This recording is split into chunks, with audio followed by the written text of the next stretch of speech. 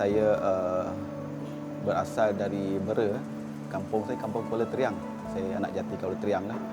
Kiranya datang ke Kuantan ni kira berhijrah ke Kuantan lah. Dan lalu kami memilih Kuantan salah satu lokasi untuk kami memulakan perniagaan.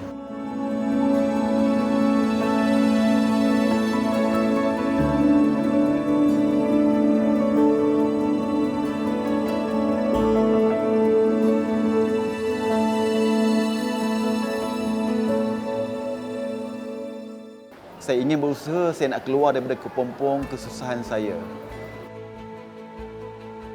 Saya selalu berdoa, maksudnya Allah bagi kita rezeki, mana rezeki ni saya amat sedar dan saya juga tahu bahawa rezeki yang hari ini yang Allah bagi bukanlah untuk saya seorang.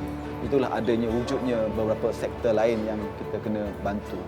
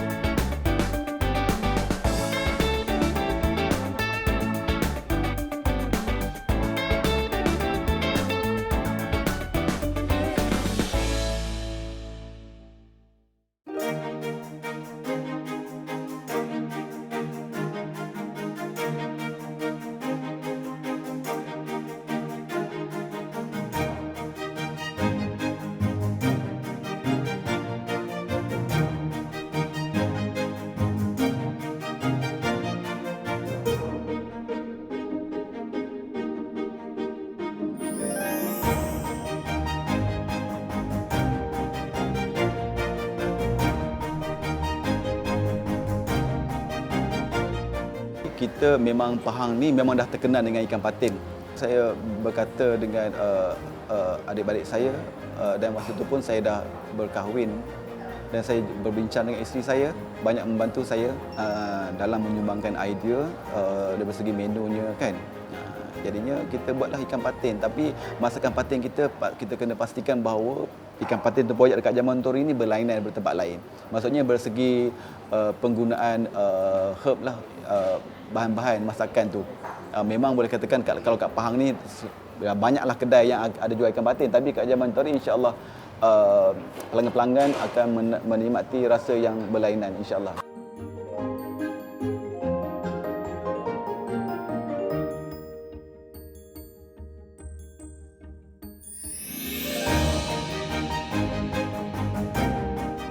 Bila abang mengenali dia ni, dia suruh rasa. Bila abang rasa patin dia tu, tak ada rasanya. Dia macam mana dia olah abang tak tahu lah, tapi memang rasa tu tak ada rasanya, tu tak ada gulai patin tu sedap. Adalah dia punya taste tu, dia resepi dia tu, memang kena dengan boleh makan.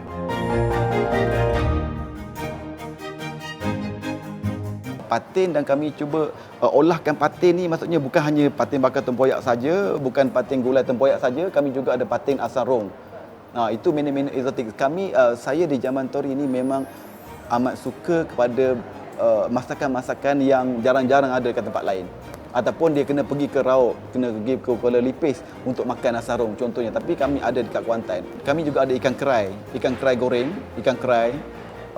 Sangat mendapat pilihan dekat pelanggan-pelanggan kami. Ikan kerai goreng, lepas tu patin bakar, patin tocu juga ada.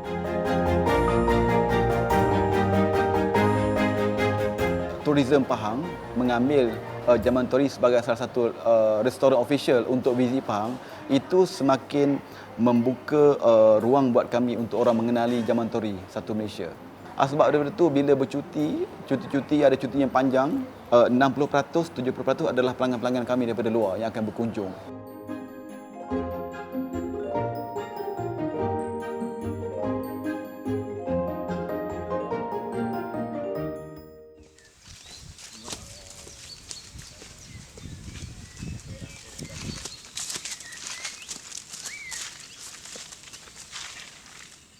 Sebelum terlibat dengan perniagaan, dulu saya pernah kerja banker dekat bank masa kat Kuala Lumpur. Dan bila berhenti daripada bank dan kembali ke kampung saya dekat Kuala Triang, dan buatlah kerja-kerja kampung.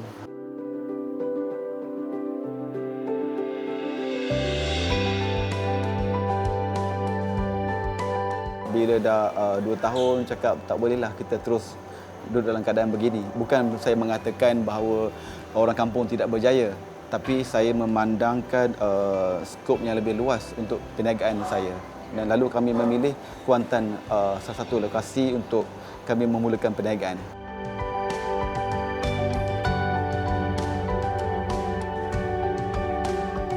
Sebenarnya minat dalam masakan ni memang benda tu lahir daripada hati, jiwa saya sendiri. Memang saya minat masak lah. Lahir daripada minat tu lah membuatkan kita memilih untuk kita menceburi bidang F&B lah. Pada awal penghijrahan saya, 23 hari bulan April 2006, mula kita berniaga. Mula kita memulakan tapak dekat Kuantan di Indramayu Kota 2.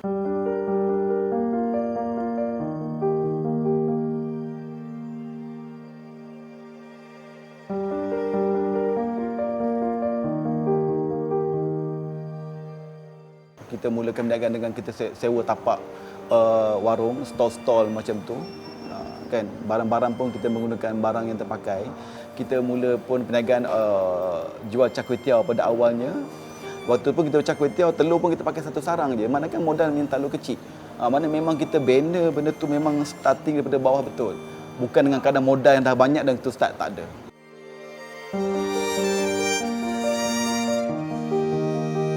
Masa tu saya pun dah mula hijrah dengan 3 orang adik-beradik. Pengalaman bermulanya dekat Zaman Tori, maknanya kami punyalah kurangnya modal pada ketika itu kan. 1 bulan ke 2 bulan tu boleh katakan susah lah.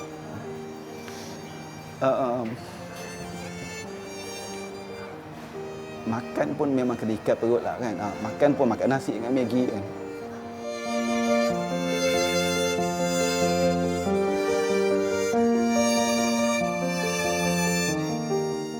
Yalah, kita lalui zaman tu, zaman kesusahan kan. Walaupun bukan setiap hari tapi kami melalui zaman itu. Itu susah bagi kami. So kita nak keluar daripada kepompong kesusahan tu untuk kita nak membina sehingga kita boleh menikmati makan seperti macam orang lain makan, macam tu.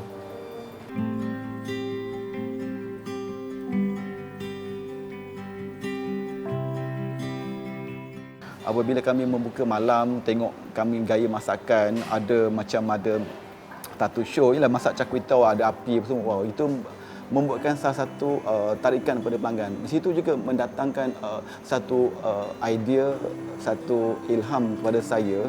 Maknanya dalam bidang F&B, dia tidak cukup hanya kuat-kuatan tu pada masakan sahaja. Ada lagi benda lain, satu benda lain yang boleh memberikan daya tarikan. Permulaannya saya belajar di Syaputra dan selalu order makanan.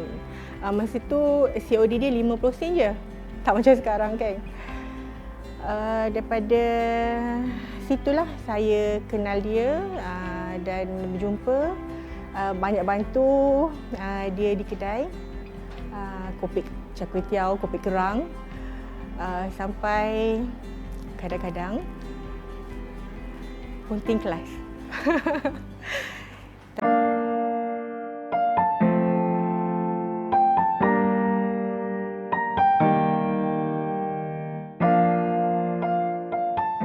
Saya agak tak sihat lah dulu. Mungkin pregnant, alahan, sehingga anak saya 6 bulan. Saya banyak diuji dengan kesakitan. Dan yang saya nampak adalah kecekalan suami saya lah. Mana kedai, mana saya dan mana anak. keadaan itulah yang membuatkan saya rasa itulah satu perasaan yang saya tengok pada suami tu, saya rasa hibur. So dengan itulah saya tekad, saya selalu cakap pada diri apa yang perlu saya bantu suami saya.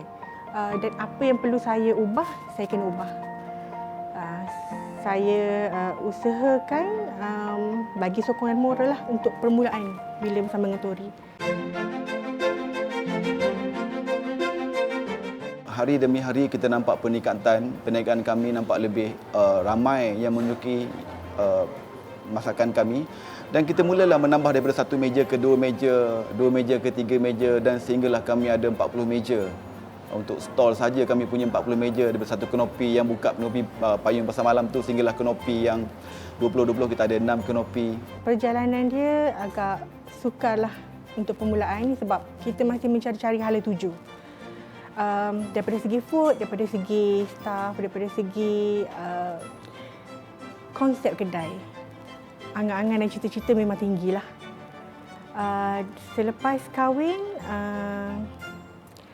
saya dengan Tori sama-sama ambil satu kedai di belakang kanopi tu dan cuba tarik customer dengan menu-menu yang ada lah.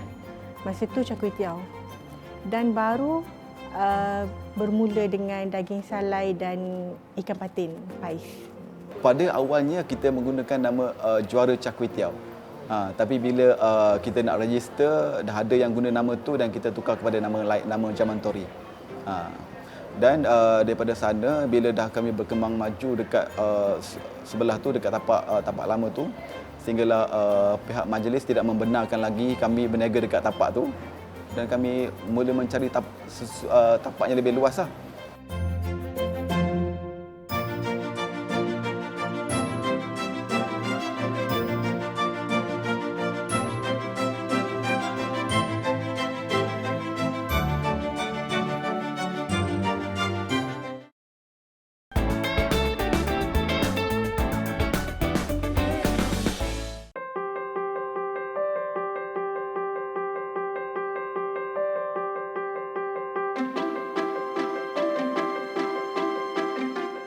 Hari bulan 3, 2013 kami mula berada di restoran Condelot. Pada awalnya kami sewa restoran ni. Dan bila kita dah pindah kat sini, hujung Condelot ni ruang yang lebih luas apa semua dan kita dah tinggallah tapak yang lama tu. Dan bila pindah restoran ni kami pun menukar nama kepada Zaman Tori. Zaman Tori kalau bahasa orang tua ni zaman dululah.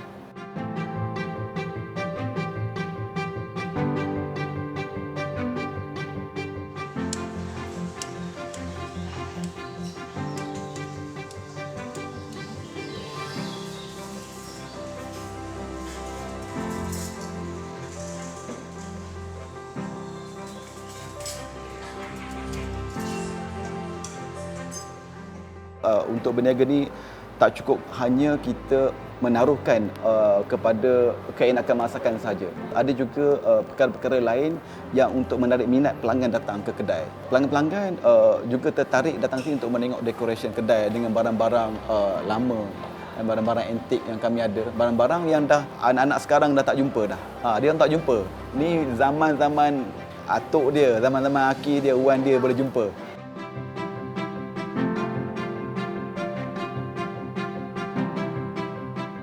Jadi kita masuk kedai tu, dekor kedai dia dengan barang-barang lama. Jadi ini satu benda yang kadang-kadang kita dulu masa aku kecil aku ada benda ni, aku nak tengok benda ni, bila mengimbau balik kenangan-kenangan lama. Lepas tu kalau untuk diceritakan pada anak-anak, kalau family mari, abah ini apa ni, dulu inilah benda yang botol-botol kaca, botol air, botol oren, pedal car. Ini semua mainan yang dulu-dulu, jadi kita boleh mengimbau balik, boleh diceritakan. Jadi yang menarik lah.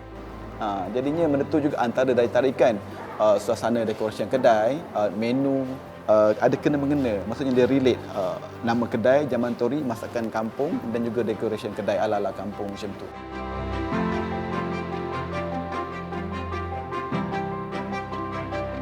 Menu-menu yang kami hidangkan dapat memikat pelbagai golongan. Bukan hanya pada golongan-golongan masyarakat biasa, malah juga golongan-golongan artis, para alim ulama, para tetamu-tetamu VVIP kami, dan juga Yang Maha Mulia Tuanku Agong kita. Antara menu yang terkini yang sangat digemari oleh Tuanku, para anda juga, Tengku Panglima Raja yang membawa pada awalnya menikmati mencuba menu itu, patin tocu. Itu antara menu terkini yang digemari oleh pihak istana.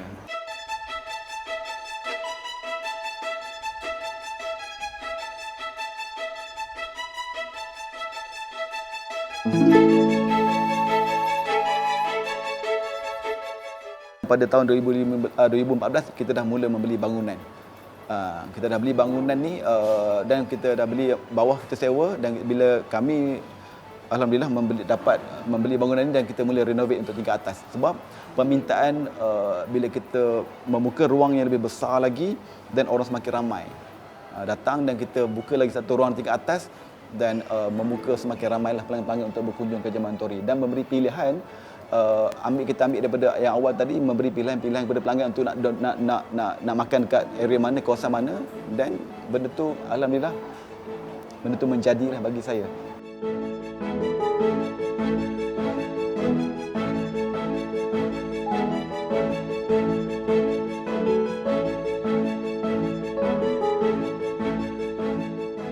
Bila kami permintaan dah tinggi untuk ikan patin, kami dah mula ada sangkar sendirilah dekat Bera. Sangkar ikan patin. Di samping tu juga, selain kami punya sangkar sendiri, kami juga beli daripada penduduk-penduduk setempat lah dekat Kampung Kuala Triang. Kampung Kuala Triang tu banyak jugalah kami beli hasil-hasil ternakan daripada mereka. Sebab kami menggunakan jumlah yang boleh dikatakan banyak jugalah untuk ikan patin. Sebab ikan patin kat Jemaah Ansori adalah menu utama.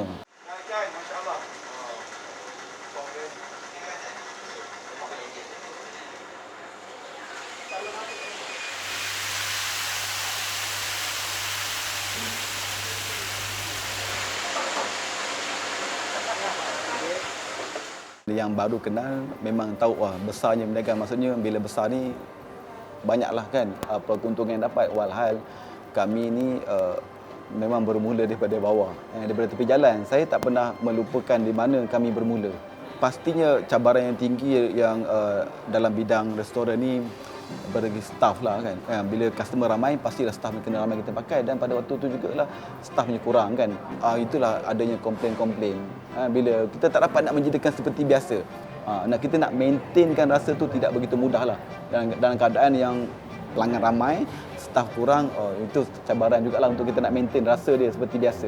Kat sini saya sebagai ketua operasi, saya memastikan yang penting kualiti makanan yang dikeluarkan. Setiap produk yang dikeluarkan di QC dulu terlebih dahulu sebelum sampai ke table customer lah. Bila customer dah terlalu ramai, kita akan buka semua floor lah. Bila dah buka sepenuhnya, ruang semua buka dan ruang luar buka, kami ada staff hampir 100 orang. Bila lockdown dengan keadaan staff yang ramai, tak boleh nak berniaga kan. Pelanggan-pelanggan tak boleh nak masuk, semua ditutup kan. Jalan masuk, jalan keluar tak boleh. Jadi kita terpaksa sewa di luar daripada Indrama Kota. Sewa kedai, walaupun sementara sewa kedai. Mana tetap kita mencari jalannya untuk kita keluar daripada sini. Kita dah lalui keperitannya orang tak boleh nak dine in. Memang terlalu perit ketika itu. Lama kita menderita. Alhamdulillah sedikit bekalan yang ada dapat kita meneruskan juga dengan kebaikan staf-staf saya yang sanggup bersusah.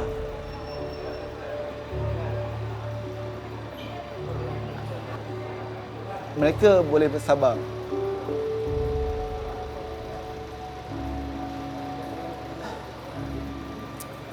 Walaupun dalam keadaan Jemaah Ansori susah, alhamdulillah saya amat bersyukur.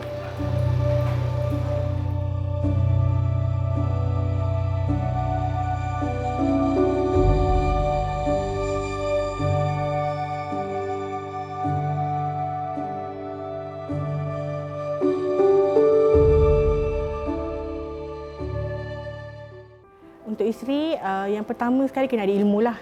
Ilmu macam mana kita nak tahu karakter suami kita. Daripada segi bukan penampilan, daripada segi dia punya emosi, daripada segi perwatakan dia, dan macam mana kita nak cool downkan dia. So bila saya dapat mengenali karakter, emosi dia, saya lebih bagi sokongan moral lah. Saya tak tahu kenapa, tapi ramai kawan-kawan saya cakap, "Ita, macam mana kau settlekan kau boleh duduk satu bumbung dengan Tori?" Sebab karakter dia sangat garang, dia sangat tegas. So saya kata mungkin saya lebih mengenali dia dekat rumah dengan kedai. Betul, dia dekat kedai dia lebih serius, karakter dia nampak tegas, nampak air muka dia agak garang sikit kan. Tapi hakikatnya dia bukan macam tu. Di kedai dia lebih tegas lah dengan staff, tapi tegas dia ada lembut dia. Daripada segi dia dengan pelanggan, dia agak ceria lah. Orang yang ceria suka buat lawak. Kadang-kadang saya sendiri pun tak boleh nak baca karakter dia. Sebab dia boleh twist. Kalau dia ada masalah sekarang, contohnya dengan saya, kita meeting benda yang personal. Dalam masa 5 minit, bila ada satu customer lalu, dia boleh tukar dia punya karakter. Dengan watak yang ceria. Itu saya memang respect dia lah. Saya pun tak mampu nak buat macam tu.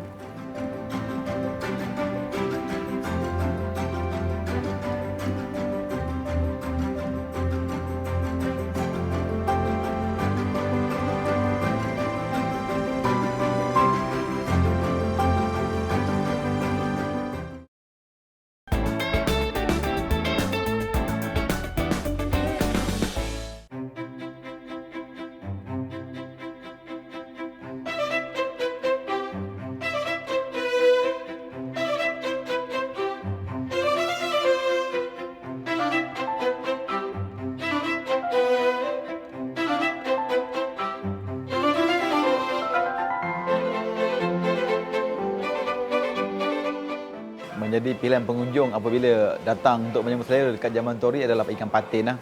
Dan kami dekat Jamban Tori, ikan patin ada beberapa menu untuk masakan berasaskan ikan patin. Yang pertamanya patin gulai tempoyak lah. Kedua patin bakar tempoyak. Dan ketiga tu berbagai-bagai lagi, salah satunya patin goreng tauco. Lepas tu ada patin asam rong. Dan apa saja masakan yang pelanggan kami inginkan, insya-Allah kami akan cuba buatlah yang terbaik. Contohnya macam goreng bercili, steam limau juga mendapat pilihan, steam soya sauce juga mendapat pilihan. Jadi insya-Allah apabila berkunjung ke Jamban Tori, kalau pelanggan-pelanggan kami kata tak makan tempoyak, dan kami ada pilihan makanan masakan lain selain pada tempoyak macam tu.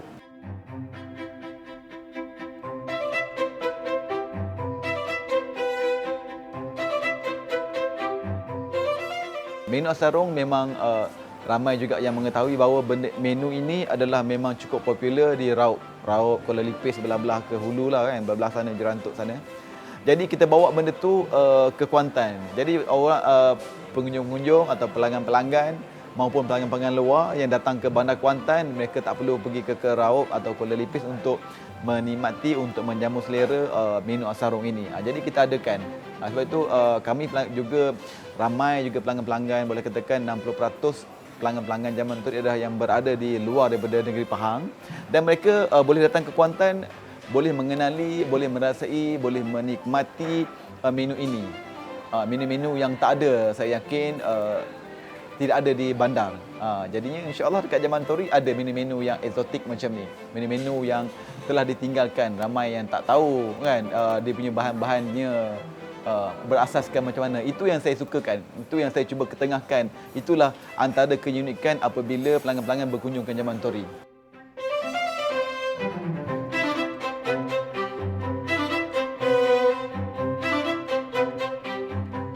Buah tu dia berasaskan buah hutan yang bermusim, buah perah.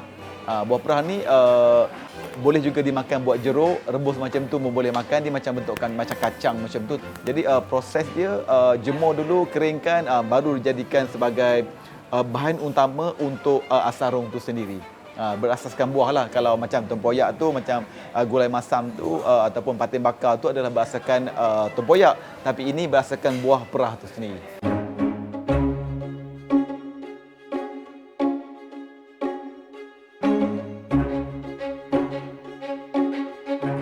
Pertamanya kita dah buat penyediaan barang, yang pastinya kena ada buah perah tu lah. Yang asarong tu sendiri, yang bila dalam bentuk yang telah dijemur, bentuk yang telah dihancurkan, itu dah tak panggil buah perah dah. Dia akan panggil asarong dah tu. Dan pada awalnya kita akan tumbuk dululah lada, kunyit, itu bahan utama dia lah. Lada ni pula kita kena campur, bukan hanya lada merah saja, kena boleh campur lada hijau sikit. Lada hijau, lada api, lada burung apa ada orang panggil. Kita campur lada tu dengan kunyit, dan kita tumbuklah lada tu.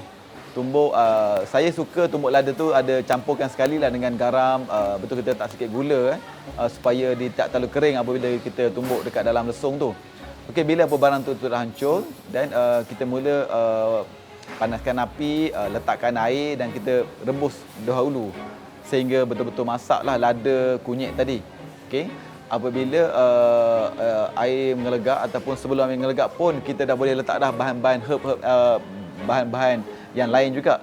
Daun kunyit kita letak. Lepas tu asam keping kena ada. Daun kesum kita kena letak. Itu untuk yang herb yang utama untuk menjadikan dia punya kuah dahulu. Okey. Sebelum kita nak masukkan asarong ni, boleh saja nak letak ikan apa ataupun ayam ke daging pun boleh.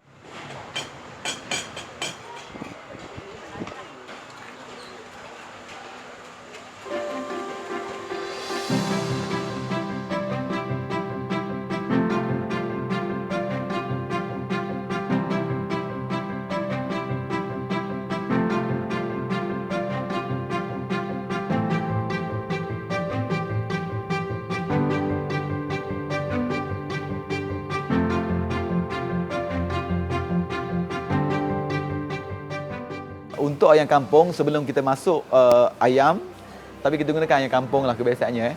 Kita ayam, kita kena pastikan rasa tu dah cukup dah. Maknanya masa garamnya dah, masinnya dah ada, masamnya dah ada manis sikit pun dah ada, kan? Dah cukup rasa, kita puas hati dengan rasa tu, barulah kita letakkan ayam kampung tadi.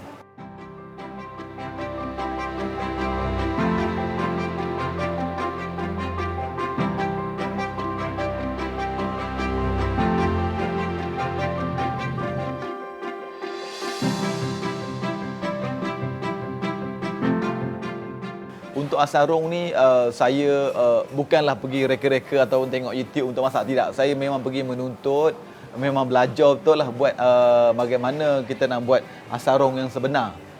Kan? Saya sanggup pergi ke, tapi itu pun bukanlah kita pergi terus menuju ke sana, tidak. Tanya dulu biasa peminat-peminat, penggemar-penggemar asarong ni kan, dekat mana yang sedap. Jadinya kita survey jugalah, buat 5-6 survey macam tu, dekat mana antara, boleh kata kedai mana yang paling sedap sekali, dan kita pergi kat situ. Kami sendiri pergi ke sana dan makan kat sana, memang ternyata asarong tu memang sedap. Dan kita minta sendiri dengan dah tua dah, wan tu dah tua dah. Masa saya pergi tu pun, umur dia pun dah hampir 80, tapi masih gagah, masih lagi masak asarong, jual lah. Saya pun minta dengan wan tu, mintalah saya daripada mana, saya nyatakan saya daripada Kuantan, saya peniaga juga kan, bersemua kan. Alhamdulillah, apabila kita ikhlas minta tolong dengan dia, dia pun ikhlas memberi seadanya. Ikhlas memberi, tunjuk, tak ada suruk-suruk. Mana dia masak, dia tunjuk macam ni cara masak, memang sangat ikhlas. Wan tu ajar saya cara yang sebenar, resepi yang sebenar, sebagaimana yang saya masak tadi.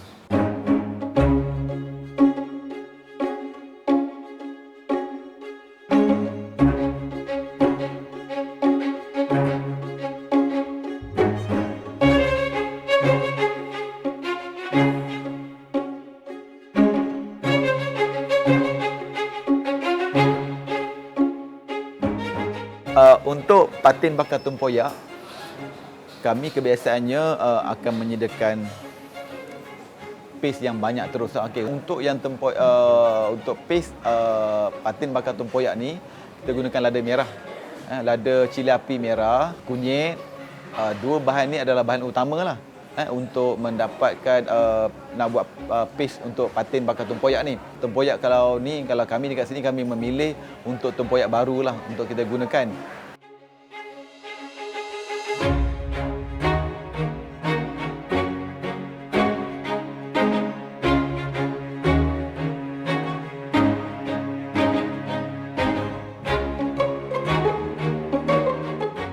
awalnya kita panaskan air, biarkan air itu melegak dulu dan mendidih airnya, dan barulah kita masukkan kita masukkan bahan-bahan tadi, supaya dia awal kita masakkan dulu air itu cepatlah.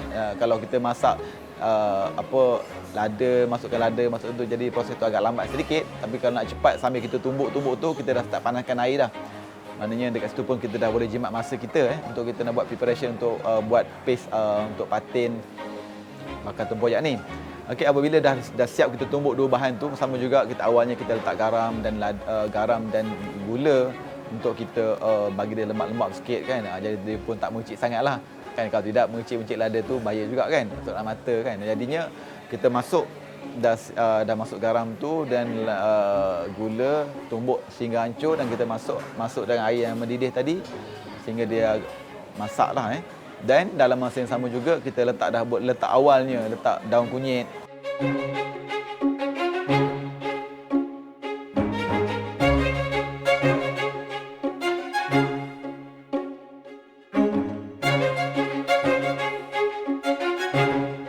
Apabila dia dah letak tempoyak, dah letak bahan-bahan tu tadi, bahan-bahan yang tiga tu kita dah letak, dan kita letaklah tempoyak dan kita kacaulah sehingga dia agak likat pekat sikit. Okey, dah siap, dah paste. Okey, dah cukup rasa semua. Barulah kita buat persediaan untuk kita membakar ikan lah. Okey, kita gunakan foil, kita gunakan daun pisang. Kita letak awalnya dekat bawah dia, base bawah tu kita letak dulu paste tadi. Kemudian letak ikan. Dekat dalam perut ikan perlu ada, supaya bila kita bakar rasa dia akan sebati dengan isi patin tu sendirilah. Letak bawah ada, tengah-tengah dekat dalam perut dia ada, dekat atas dia, dan kita letak daun pisang dan kita balut bungkuslah.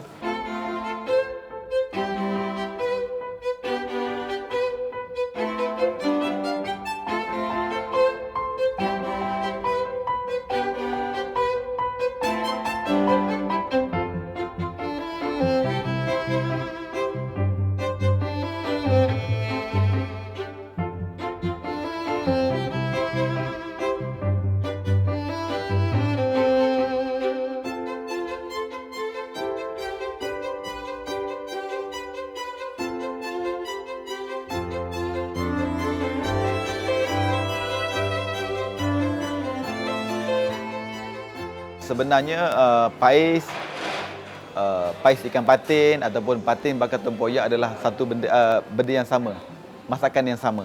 Cuma kami dekat Jamantori memilih patin bakar tempoyak. Kami tak gunakan nama-nama yang telah digunakan oleh tempat-tempat lain. Jadinya itu antara strategi kami, strategi marketing kami. Kami gunakan patin bakar tempoyak. Dekat Jamantori gunakan nama tu. InsyaAllah, alhamdulillah, atas nama tu juga benda tu popular lah, patin bakar tempoyak Jamantori.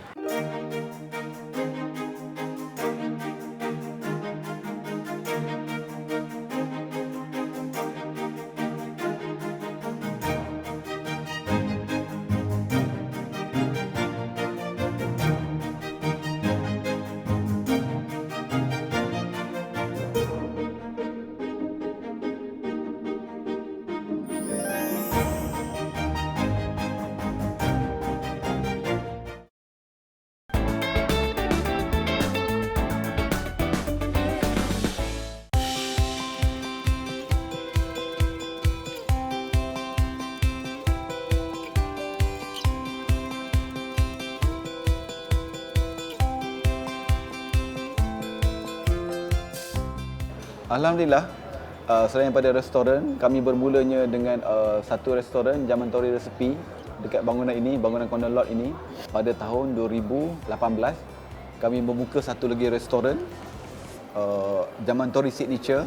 Dekat sana kami ada menu-menu fusion menu yang kami olah daripada menu tradisional gabungkan dengan menu barat. Itulah terjadinya spaghetti daging salai, spaghetti ikan patin. Itu antara menu yang kami fusion. Ada juga makanan-makanan western. Itulah kami mengatakan kami cuba mencarikan variety kepada pelanggan. Bukan hanya boleh makan ikan patin, daging salai. Dan pada 2019 kami membuka satu lagi perniagaan kami, kedai runcit Jamantori. Tujuan dia kita nak membantu pengusaha yang tak ada kedai. lebih kedai runcit tu boleh bantu. So dia orang datang hantar barang, laku, dia orang ambil duit.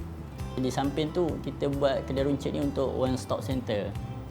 One stop center ni maksudnya pelancong-pelancong yang datang ke Kuantan ni nak beli barang-barang IKS ni yang ada dekat Pekan ke Jerantuk ke, tak perlu. Semua kita dah ada kat sini. Selain daripada yang produk yang ada di kedai ni, pelanggan-pelanggan boleh membeli produk-produk sejuk beku kami, produk frozen kami, ada patin tempoyak, ada patin bakar dan ada table pack. Hasil daripada Jamantori ini juga kita salurkan kepada madrasah kita sendirilah. Madrasah Zaid bin Sabit, bangunan Kondolok yang berada bersebelahan sahaja dengan Jamantori pada 2018. Pelajar-pelajar kami kebanyakannya adalah daripada golongan-golongan asnaf, anak-anak yatim. Alhamdulillah bila pelajar takmat tahfiz dekat sini dah penuh 14 orang dekat bandar ni, dan kami membina sebuah lagi madrasah yang berada dekat kampung saya sendiri, dekat Kuala Triang, madrasah 2 tingkat, kapasitinya boleh memuatkan sehingga 60 orang. Dan bangunan tu telah pun siap. Baru-baru ni saja dirasmikan oleh Yang Amat Mulia Tengku Panglima Raja kita, merasmikan bangunan madrasah kita, Zaid bin Sabit, cawangan Kuala Triang.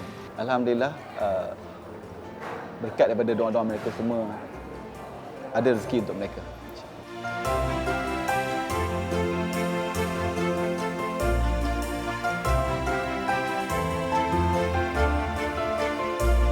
Kami merancang akan datanglah. Kita dah mula nak buka lagi satu lagi sumber dengan chalet, dengan sewa ada bot untuk pergi memancing apa semua kan. Jadinya benda tu berdekatan. Macam saya sendiri secara peribadinya rasanya tak keluar ke mana dah. Memang masa saya dekat restoran ni dan juga dekat kampung saya, dekat madrasah. Kini pun isteri saya pun bila ni dia semakin memahami perjalanan saya kan, bila kita ada tanggungjawab kita dekat kampung, madrasah dekat kampung, madrasah dekat Kuala Triang. Jadi masa saya telah dibahagikan lah, bagi masa di sini seminggu, dekat kampung seminggu kita uruskan madrasah dekat kampung. Di samping itu itulah membuatkan datang bila saya duduk kat kampung, cari juga satu benda, satu lagi sumber yang boleh mendatangkan pendapatan lah. Itu yang kita insya-Allah kita akan adakan chalet, sewa bot dan juga kebun sedikit lah.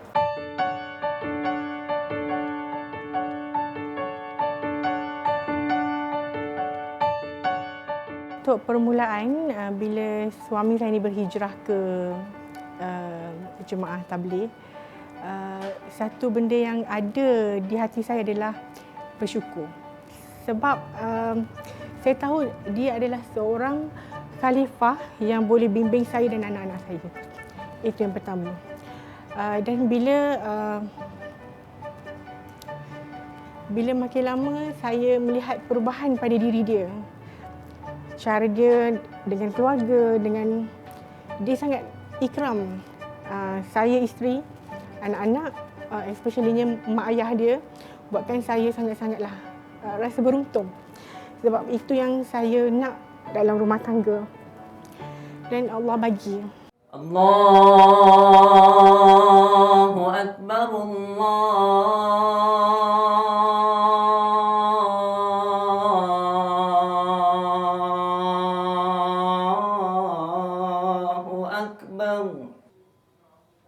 Allahu Akbar, Allahu Akbar,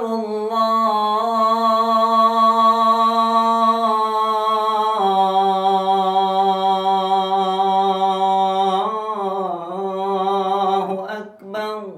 Untuk staf-staf yang berada kat Jamantori, saya sendiri memang sangat-sangat menitik beratkan waktu solat lah, untuk menjaga waktu solat lah. Sebab apa? Kami membina, menyediakan ruang solat, musola yang hanya selangkah saja untuk tuan-tuan untuk sampai untuk bersolat. Jadi bagi saya memang sangat-sangat menitik beratkan, wajib bagi tuan-tuan untuk bila masuknya waktu solat memang kena solat lah. Bismillahirrahmanirrahim. Kami akan memperlahankan operasi kami apabila setiap masuknya waktu solat. Jadi pelanggan pun telah memahami, akan perlahan seketika stesen-stesen akan slow, akan tidak berjalan. Semua staf-staf akan bersolat secara berjemaah. سمع الله لمن حمده. Kat sini specialnya yang saya nampak tengok waktu solat tu kami dapat solat berjemaah lah. Di mana sebelum-sebelum ni kalau kerja tempat lain susah kita nak dapat untuk dapatkan solat berjemaah ni. Tapi kat sini alhamdulillah kami diajar sampai waktu solat dan boleh solat.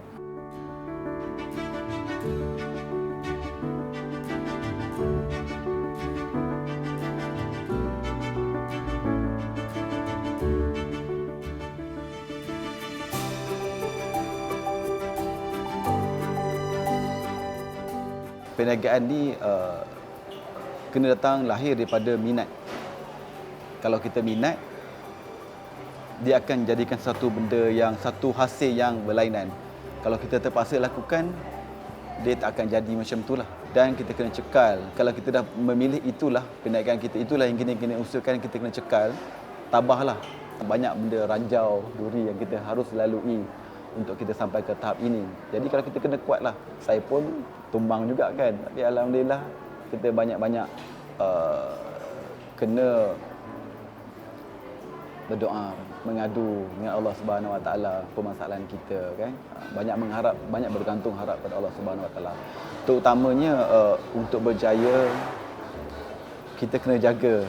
Kita orang Islam memang kita kena jaga hubungan baik kita dengan Allah Subhanahu Wa Taala. Kalau kita tidak mendapat menjaga hubungan baik, maksudnya hubungan baik itu adalah menjaga terutama waktu solat kita lah kan. Itu dah kita kena jaga. Kalau bab tu dah kita dah fail, dah gagal, susah untuk kita berjaya.